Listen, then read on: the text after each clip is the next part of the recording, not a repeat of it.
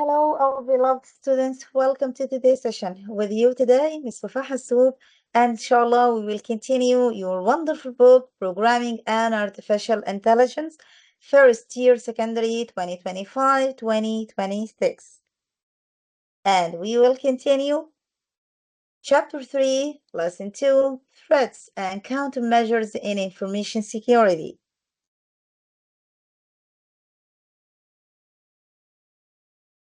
Starting with passwords and authentication.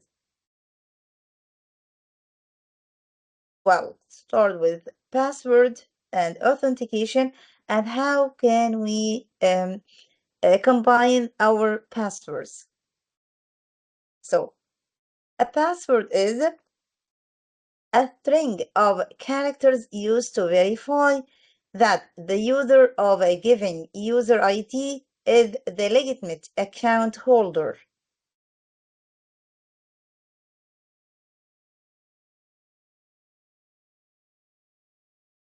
So it's a secret word or phrase you use to prove your identity. And a good password is like a strong lock on your diary. A bad password is like a lock everyone had the key to it.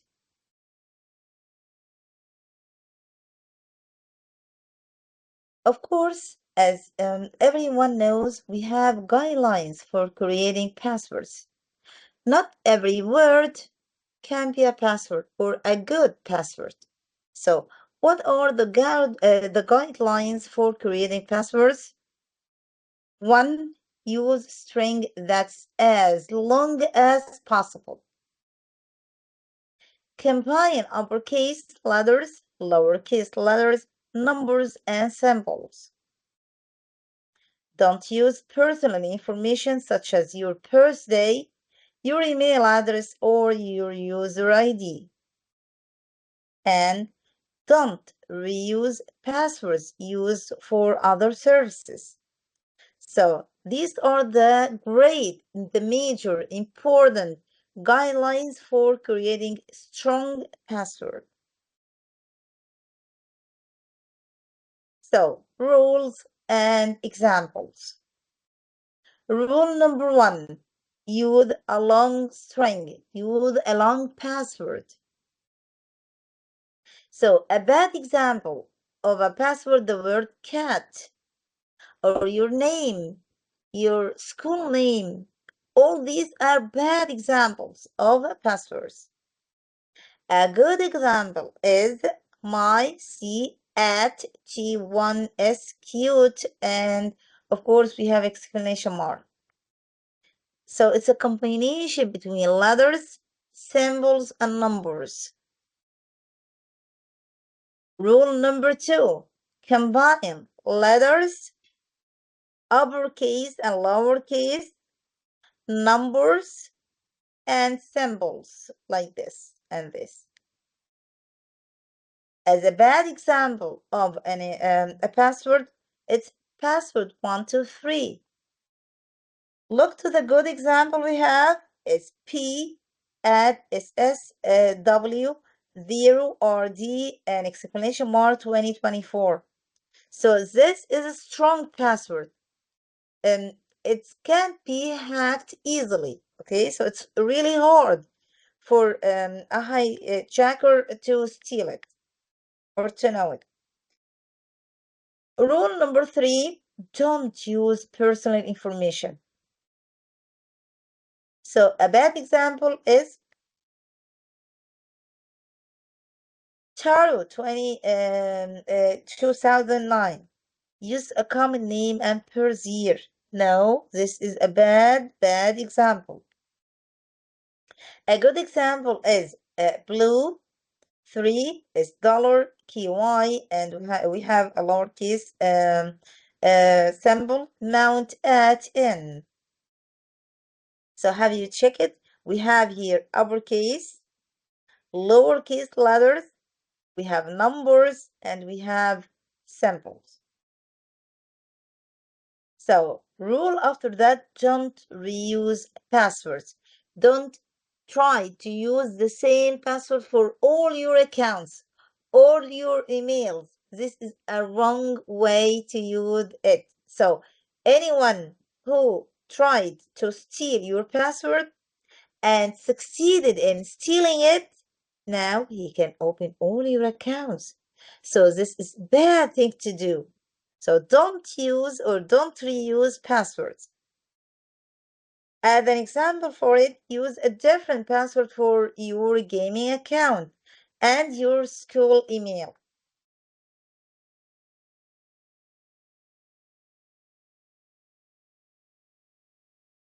Okay, one-time password. What is one-time password? It's a password that changes at regular interval and can only be used once.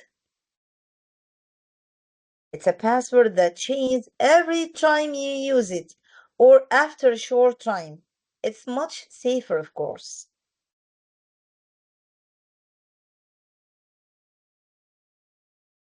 Well, what about authentication? Authentication. What's authentication? So it's the process of verifying the identity of a user on a computer or network. We call it المصادقة in Arabic. So it's the process of proving who you are.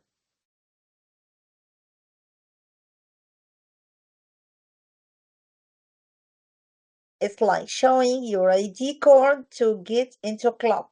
But there are different types of IDs.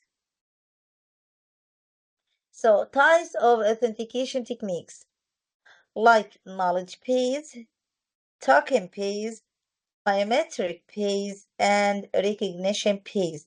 So these are the four types or techniques of authentication. We will explain them one after one. So types of authentication.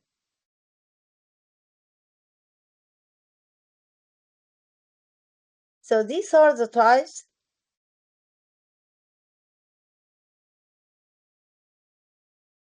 starting with knowledge. Knowledge is authentication. Is something you know. For an example, a password or a PIN code like 1234. So it's based on your knowledge. Example 2, the answer to a security question. What was your first pet's name? So a password here, they want to check your knowledge, things that only you know it. And of course, the second type of authentication is biometric. Biometric, something that you are. As an example, unlocking a phone with your fingerprints. Example 2, using your face to log into a laptop. So biometric اللي هي العلامات الحيوية زي بصمة الإصبع، يعني البصمة بالقزحية، كده يعني بصمة الوجه. So we call it biometric. Possessions, possessions, something that you have, something that you own. As an example,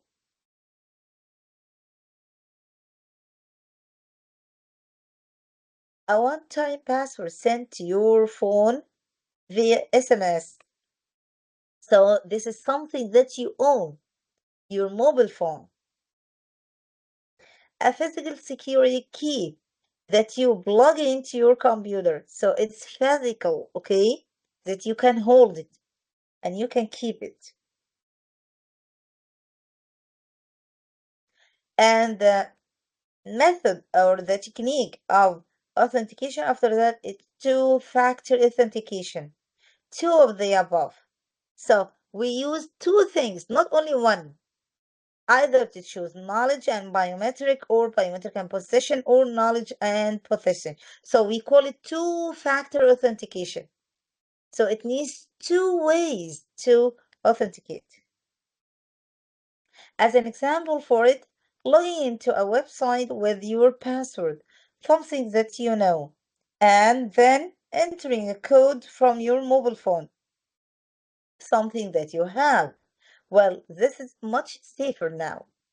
And most of the mobile phones, the modern mobile phones and the emails, websites, of course, try to use two-factor authentication now for more safe for you. And now we are gonna talk about cybersecurity.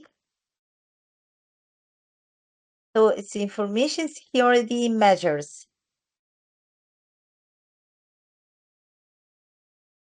Well, we have a term that we call access control.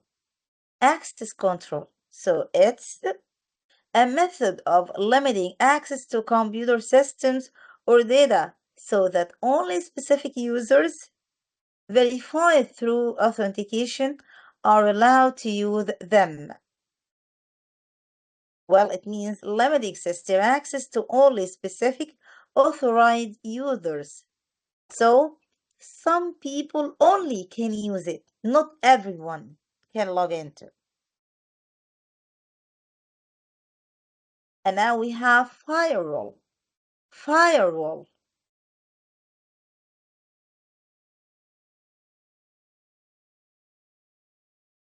It's a system installed at network entry points.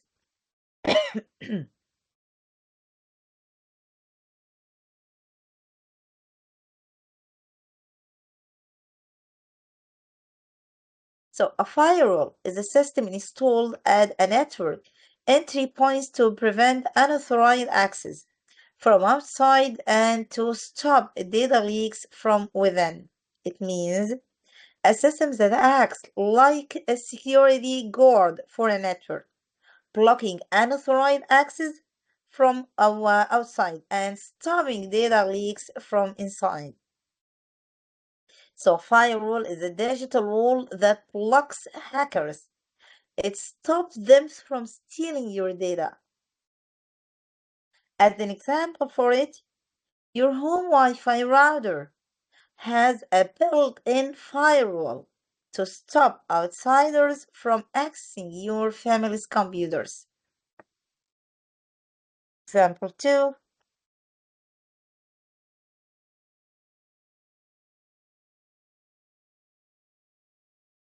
Your school network uses a firewall to block access to dangerous websites. So we call it firewall. And now moving to countermeasures against viruses. Countermeasures against viruses. So how can we prevent viruses from hacking into our data? So countermeasures against computer viruses: install antivirus software to remove or isolate viruses and keep the virus definitions within the software up to date. So you need to install antivirus software into your mobile phone or your computer and install and update antivirus software. Well, what's antivirus software in the basic? Well, it's a program that hunts for and removes digital germs or malware. Do you remember malware that we spoke about? As an example for it, you install antivirus software that scans every new USB drive you plug in. Example 2. Your antivirus finds a virus in an email attachment and puts it in quarantine before it can harm your computer.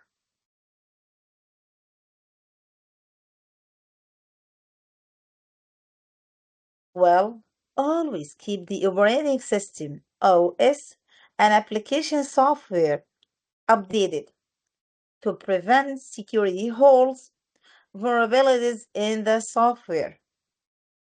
So don't ever, okay, leave weaknesses in your computer system or your operating system.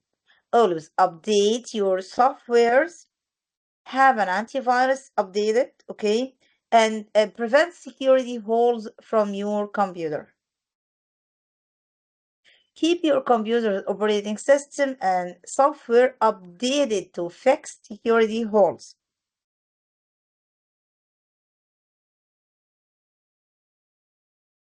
Software updates means, okay, fixing security holes in your program, and try to have the latest, okay, version from the software itself. As an example for it, you get a notification to update your phone's operating system to fix a security problem. You should always do this. So keep updating your mobile phone, keep updating your softwares in your computer and tablet. Example 2, updating your web browser to protect yourself from new online tricks.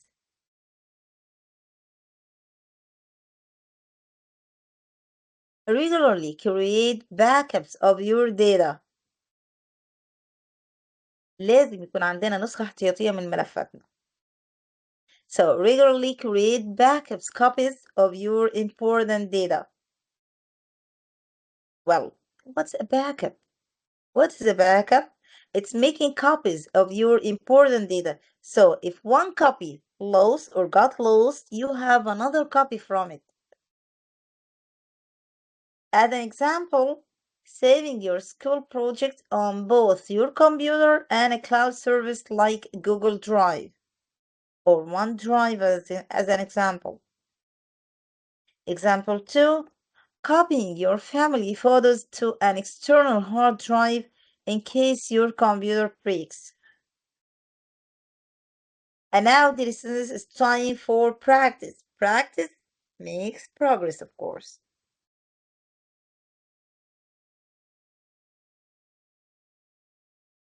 So do it with us. Answer the following questions. Choose the one incorrect statement regarding password best practices from the options A to D below and answer using the letter. A. Don't reuse the same password across multiple services. B. It's best to keep using the default password that was initially assigned. C. Combine letters, numbers, and symbols when creating a password. And D. Avoid using easily guessable information such as your name or birthday.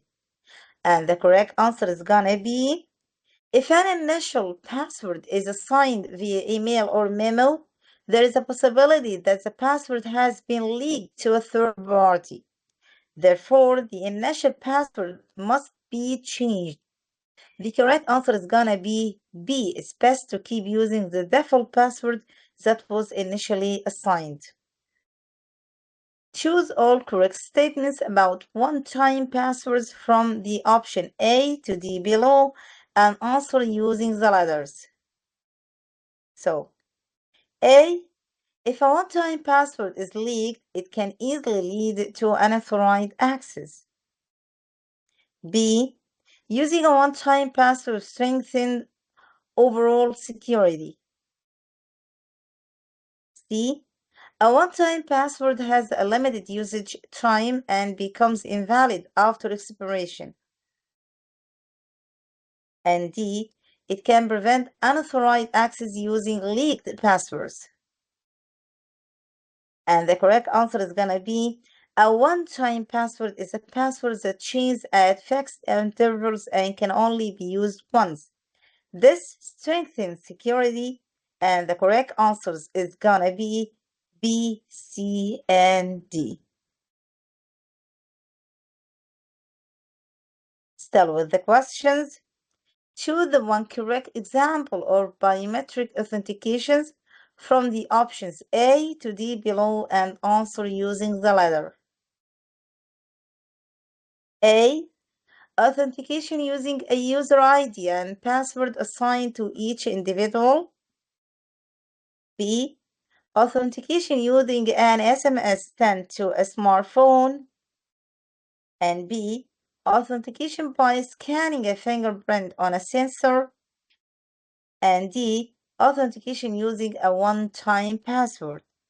And the correct answer is gonna be biometric authentication refers to the use of an individual's physical or behavioral characteristics for verifications. So examples include fingerprints, iris اللي هي أقزحية العين, vein, or handwriting based authentication. So the correct answer is gonna be C. And note A is knowledge-based authentication, and B is position-based authentication, and D is also position-based authentication. So do it with us. If a password can use the digits 0 to 9 and lowercase letters A to Z, how many different combinations are there for? And this is a wonderful question, by the way. So, how many different combinations are there for a 3-character password? Give your answer in the form of a 3-character password. So there are 10 digits from 0 to 9, and we have 26 letters from A to Z, making 36 possible characters.